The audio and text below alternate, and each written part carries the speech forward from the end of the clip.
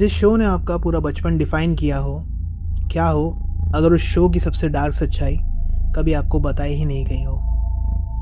90 के दशक और 2000 के शुरुआती सालों में जितने भी बच्चे दूरदर्शन या कार्टून नेटवर्क देखते थे, उन सब के लिए टॉम एंड जेरी सिर्फ एक कार्टून नहीं था, वो ऑलमोस्ट एक रिचुअल टाइप था।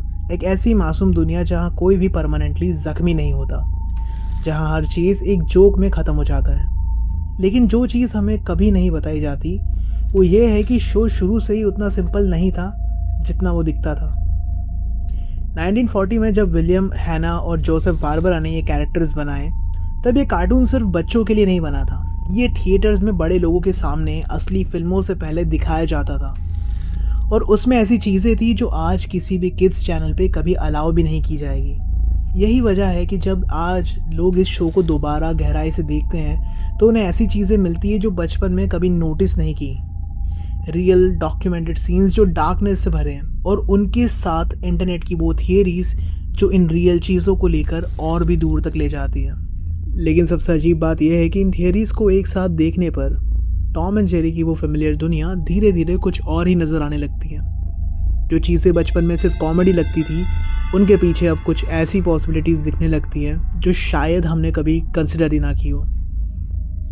क्योंकि यहाँ पे सवाल ये नहीं है कि टॉम जेरी को क्यों नहीं पकड़ पाता, सवाल ये है कि जेरी हर बार टॉम को वापस उसी चीज़ में क्यों खींच लाता है।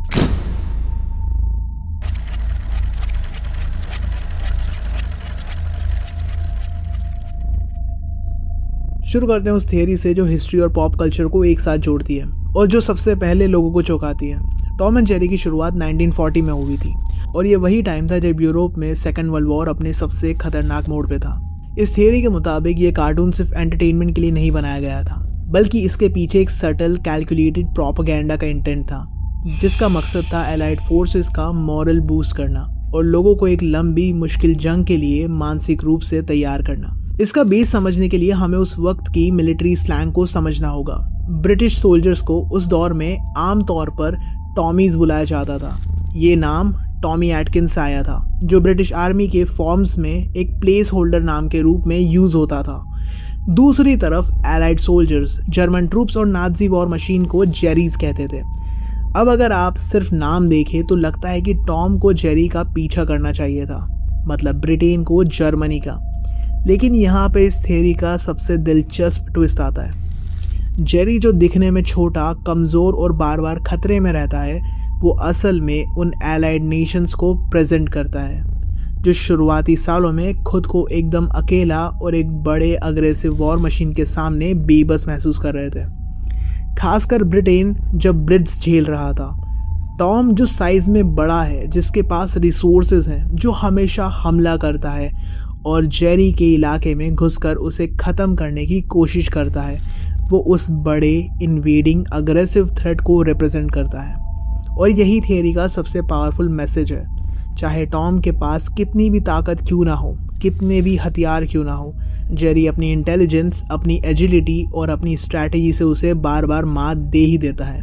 ये एक छुपा हुआ मैसेज था उस वक्त के लोगों के लिए कि छोटा समझदार अंडरडॉग भी एक बड़ी अग्रेसिव ताकत को सिस्टमैटिकली डिसमेंटल कर सकता है। अब ये थ्योरी कभी ऑफिशियली कंफर्म तो नहीं हुई, ना हैना, ना बारबरा ने, ना एमजीएम ने कभी की। लेकिन जब आप इन दोनों नामों का कनेक्शन देखते हैं, जब आप देखते हैं कि टाइमिंग भी बिल्कुल मैच करती है, तो एक अजीब सी अनकंफर्टेबल फीलिंग होती है। क्योंकि अगर ये सच है तो इसका मतलब है कि जिस कार्टून को हम बचपन में सिर्फ कॉमेडी समझते थे, वो असल में एक जंग का मानसिक हथियार था, जो स्क्रीन के पीछे बैठे बच्चों को भी एक लार्जर कॉन्फ्लिक्ट का हिस्सा बना रहा था, बिना उन्हें ये पता चले। ये थियरी जेरी को काफ़ी डिफरेंट वे में पोर्ट्रे करती है, जो शायद आपने शो के रन के दौरान कभी नोटिस ही ना की हो।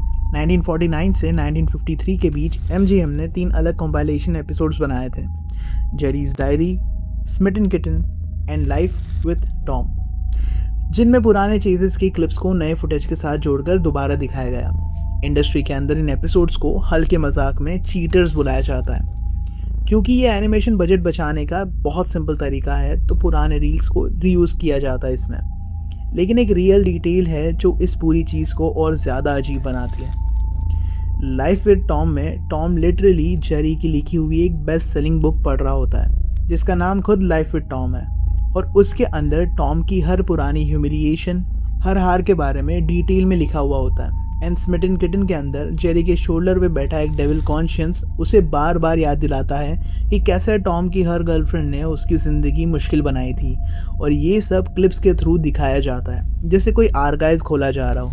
मतलब ये सिर्फ इंटरनेट की कल्पना नहीं कि जेरी अपनी जीत का रिकॉर्ड रखता है, बल्कि रियल कैनन एपिसोड्स में इस आइडिया को बार बार रिपीट किया गया है। इस घर के अंदर कोई तो है जो हर चीज़ को लिख रहा है, रिकॉर्ड कर रहा है, सेव कर रहा है। यही वो रियल डिटेल है जिस पर इंटरनेट की सबसे डिस्टर्बिंग थियरी खड़ी होती है। थियरी जो जेरी को एक विक्टिम के रूप में नहीं, बल्कि इस पूरे घर के अंदर एक कैलकुलेटिंग, हाइपर नार्सिसिस्टिक फिगर के रूप में देखती है। इस थियरी के मुताबिक जेरी टॉम से कभी डर के मारे नहीं भागता। वो पूरे घर को अपना खुद का प्रोडक्शन स्टूडियो मानता है, और टॉम को अपना नॉन कंसेंशुअल लीड एक्टर। उसका अपना इंटेलेक्ट इतना बड़ा ईगो बन चुका है कि उसे अपनी हर जीत का परमानेंट रिकॉर्ड चाहिए। चुपके से वो फुटेज कलेक्ट करता है, लिखता है, कैटलॉग बनाता है। हर बार जब टॉम किसी ट्रैप में गिरता है, जल जाता है या टूट जाता है, जेरी उसे कहीं ना कहीं नोट कर लेता है। उसका माउस होल एक सेफ जगह नहीं, बल्कि एक छोटा सा वॉल्ट है जहाँ टॉम की तकलीफ़ की फुटेज जमा होती है। सबसे डिस्टर्बिंग पार्ट इसका यूसेज है। जब भी टॉम अपनी ज़िंदगी में कुछ बदलने की कोशिश करता है, किसी से प्यार करता है, किसी छोटे जानवर को सिखाता है, या बस थक कर सो जाना चाहता है, इस पूरे गेम से बाहर निकलना चाहता है, तब जेरी उसी आर्काइव को हथियार की तरह यूज़ करता है। वो टॉम को वापस वो पुराने जर्नल्स दिखाता है, वो पुराने रील्स चलाता है, उसकी सबसे ह्यूमिलिएटिंग हारें बार बार दिखाता है, जब तक टॉम का हौसला टूट नहीं जाता।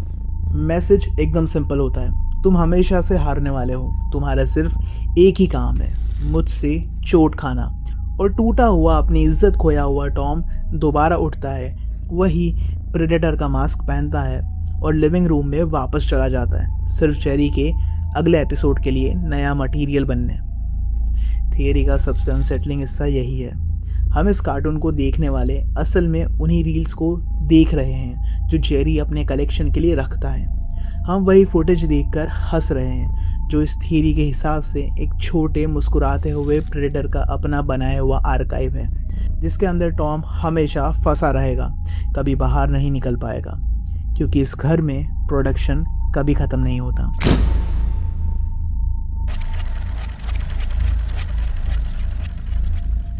अब तक जो हमने देखा वो सैड था, डिस्टर्बिंग था, लेकिन अब हम इस एपिसोड पर आ रहे हैं जिसे खुद फैंस और क्रिटिक्स सबसे dark Tom and Jerry cartoon बुलाते हैं। और इस बार भी ये कोई बनाया हुआ लेजेंड नहीं है, ये एक ऑफिशियल 1956 की MGM शॉर्ट है जिसका नाम है ब्लू कैट ब्लूज। और इस एपिसोड में एक ऐसी चीज़ होती है जो पूरे सीरीज़ में सिर्फ एक बार होती है। जेरी अपनी पूरी हिस्ट्री में पहली और आखिरी बार सीधे दर्शकों से बात करता है। ये कोई नॉर्मल डायलॉग नहीं है, ये एक इनर मोनोलॉग है, वॉइस एक्टर पॉल फ्रीज की आवाज़ में, जो पूरे कार्टून को एक ट्रैजिक कहानी की तरह नरेट करता है। कहानी शुरू होती है एक ऐसे सीन से जो बच्चों के कार्टून में कभी एक्सपेक्ट नहीं होता। टॉम अकेला बैठा है ट्रेन की पटरियों पर, पूरी तरह से टूटा हुआ है, और ऊपर से देखता हुआ जेरी अपने दोस्त की इस हालत पर अफसोस कर रहा है। जेरी अपनी यादों में वापस जाता है और बताता है कि कैसे टॉम एक खूबसूरत सफ़ेद बिल्ली के प्यार में पड़ गया था, कैसे वो बिल्ली शुरू में टॉम को पसंद करती थी, लेकिन बाद में सिर्फ पैसे के पीछे गई और टॉम को छोड़कर एक अमीर टॉम कैट बुच के पास चली गई। टॉम ने अपनी हर चीज़ दांव पे लगा दी उसको वापस जीतने के लिए, अपनी इज्जत, अपना पैसा, अपना सुकून, सब कुछ, लेकिन वो फिर भी हार गया। और इस पूरे हार्ट ब्रेक के बाद वो उन पटरियों पर आकर बैठ गया इंतज़ार करते हुए। जेरी सोचता है कि शायद ये बेहतर है कि टॉम को फाइनली सुकून मिल जाए, लेकिन फिर जेरी अपनी खुद की ज़िंदगी भी देखता है कि उसकी गर्लफ्रेंड टूथ्स भी उसे छोड़कर जा चुकी है एक अमीर माउस के साथ। टूटा हुआ अकेला जेरी नीचे जाता है और चुपचाप टॉम के पास पटरियों पर जाकर बैठ जाता है। कैमरा ट्रेन की सीटी की आवाज़ के साथ फेड आउट हो जाता है और स्क्रीन काली हो जाती है। ना कोई पंच लाइन, ना कॉमिक रिलीफ, ना कोई कॉन्फर्मेशन कि आगे क्या हुआ। ये पूरी सीरीज़ में पहली और अकेली बार है जब एक एपिसोड इतना अनसर्टेन, इतने खाली नोट पे ख़त्म होता है। ये एपिसोड इतना हैवी था कि कई इंटरनेशनल मार्केट्स में इसे एडिट या कट किया गया, क्योंकि कंसर्न था कि इतने यंग ऑडियंस के सामने मेंटल हेल्थ से जुड़ा इतना रॉ कंटेंट दिखाना सही नहीं होगा। और यहीं से इंटरनेट ने अपनी थियरी बनाई। फैंस मानते हैं कि टॉम एंड जेरी उस दिन उन पटरियों पे सच में मर गए थे। उन्हें हेवन में जगह नहीं मिली और इसके बाद जो भी एपिसोड्स बने 1956 के बाद के सारे शॉट्स और आज तक जो भी रीरन्स टीवी पर चल रहे हैं वो सब एक ही जगह हो रहे हैं, एक पर्गेटोरी में, जहाँ पर दोनों की आत्माएं अपनी यादें भूलकर बार बार वही घर में वापस भेज दी जाती है, हमेशा के लिए, बिना किसी डी एंड के।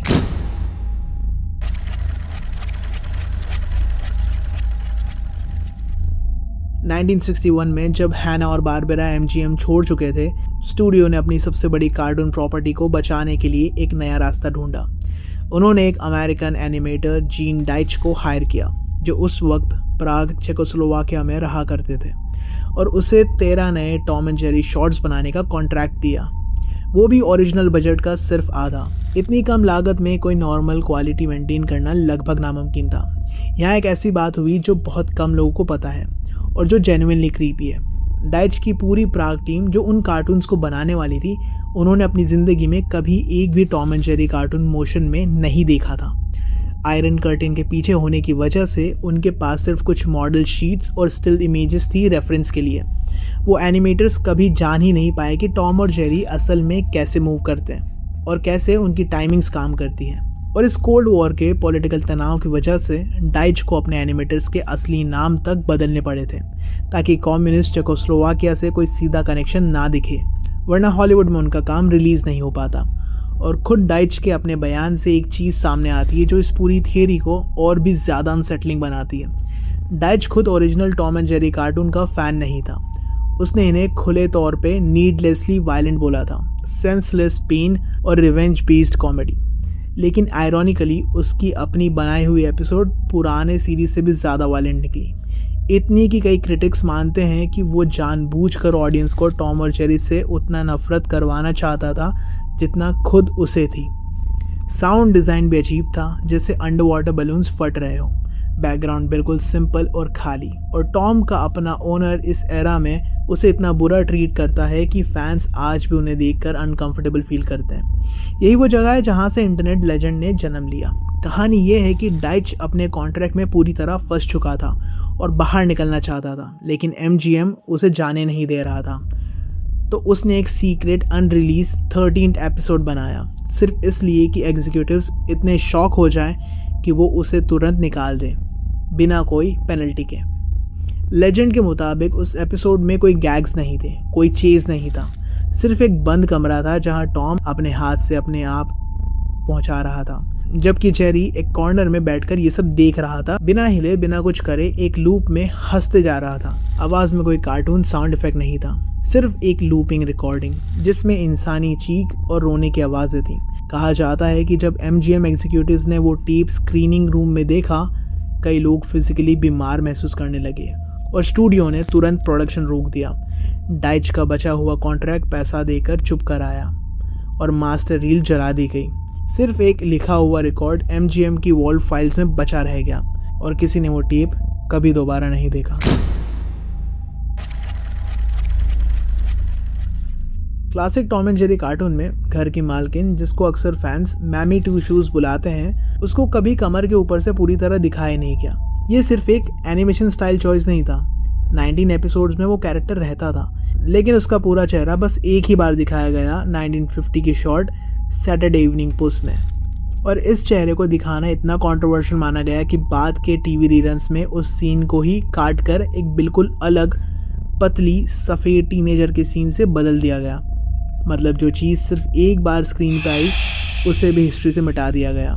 कि इस शो का सबसे बेसिक रूल, चेहरा ना दिखाना, इतना सीक्रेट था कि जब एक बार तोड़ा गया तो उसको भी छुपाना पड़ गया। लेजेंड्स के अकॉर्डिंग कहा जाता है कि एक अनरिलीज 1940s की रील में टॉम गलती से एक बहुत बड़ी आग लगा देता है पूरे घर में, जिसकी वजह से फ्लेम्स टॉम और जेरी को घेर लेती है। कैमरा धीरे धीरे ऊपर की तरफ टिल्ट होता है, उन हिडन रूल्स को तोड़ते हुए जो पूरी सीरीज़ में कभी नहीं टूटे थे, और फाइनली मालकिन का चेहरा सामने आता है। लेकिन जो यहाँ पे दिखता है वो कोई नॉर्मल कार्टून फेस नहीं था। एनिमेशन एकदम बदल जाता है, एक highly detailed, hyper realistic, distorted human expression में। आंखें खुली हुई है, बिना झपकाए, सीधा नीचे देखते हुए वो अपनी खुशी जाहिर करती है हल्के से हंसी के साथ, जबकि पूरा घर उसके इर्द गिर्द जल रहा होता है और शॉर्ट का एंड सबसे ज़्यादा सरियल है। टॉम और जेरी धीरे धीरे उस जलते हुए फिल्म रील में घुलने लग जाते हैं, जिससे वो कैरेक्टर्स कभी असली थे ही नहीं, बल्कि बस एक सेल्यूलॉइड के अंदर कैद एक छोटी सी दुनिया थी जिसे ये मालकिन हमेशा से कंट्रोल कर रही थी। ये थियरी इतनी असरदार इसलिए लगती है क्योंकि ये किसी भी रैंडम चीज़ पे बेस नहीं थी।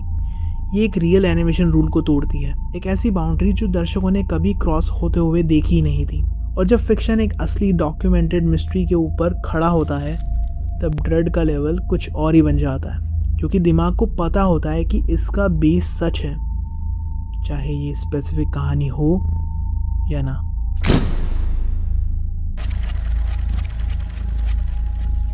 ये जो लास्ट थियरी है, इसकी नींव किसी इमेजिन्ड लॉस्ट एपिसोड पे नहीं बल्कि एक असली ऑस्कर विनिंग कार्टून पे खड़ी है, और ये चीज़ इसे बाकी सबसे ज़्यादा अनसेटलिंग बनाती है। 1952 में रिलीज़ हुई द टू माउस्केटियर्स को बेस्ट एनिमेटेड शॉर्ट का अकेडमी अवार्ड मिला था, और इसकी कहानी 17th सेंचुरी फ्रांस में सेट है, जहाँ टॉम एक रॉयल गार्ड है जिसे राजा ने हुक्म दिया कि अगर उसने बैंक्वेट टेबल को जेरी और उसके छोटे साथी निबल से नहीं बचाया तो उसे गियोटिन से मौत की सज़ा दी जाएगी। पूरी शॉर्ट एक चेज़ है, हल्की फुल्की शॉर्ट फाइटिंग है, कॉमेडी है, बिल्कुल वैसे ही जैसे इस फ्रेंचाइज का कोई भी नॉर्मल एपिसोड होता है। लेकिन एंड में जो होता है वो इस फ्रेंचाइज के हिस्ट्री में सबसे अजीब मोमेंट है। जेरी और निबल्स चोरी किया हुआ खाना लेकर गली में खुशी खुशी चल रहे होते हैं, जब अचानक वो दूर देखते हैं एक गियोटिन डिवाइस खड़ा है। एक ड्रम रोल की आवाज़ आती है और ब्लेड ऊपर उठती है और धड़ाम से नीचे गिर जाती है। कैमरा टॉम को नहीं दिखाता क्योंकि उस वक्त हेज कॉड सेंसरशिप के रूल चल रहे थे, लेकिन इम्प्लीकेशन एकदम क्लियर थी। निबल्स यहाँ पे धीरे से कहता है बेचारी बिल्ली, और कंधे उचकाकर बोलता है यही तो जंग है, यानी जंग में ऐसा ही होता है। और फिर दोनों माउस्केटियर्स अपनी जीत का जश्न मनाते हुए आगे बढ़ जाते हैं जैसे कुछ हुआ ही ना हो। ये कोई बनाई हुई कहानी नहीं है, ये हैना बारबरा ने खुद लिखी और डायरेक्ट की थी, और इस शॉर्ट को इतनी तारीफ मिली कि इस साल अकेडमी अवार्ड तक मिल गया।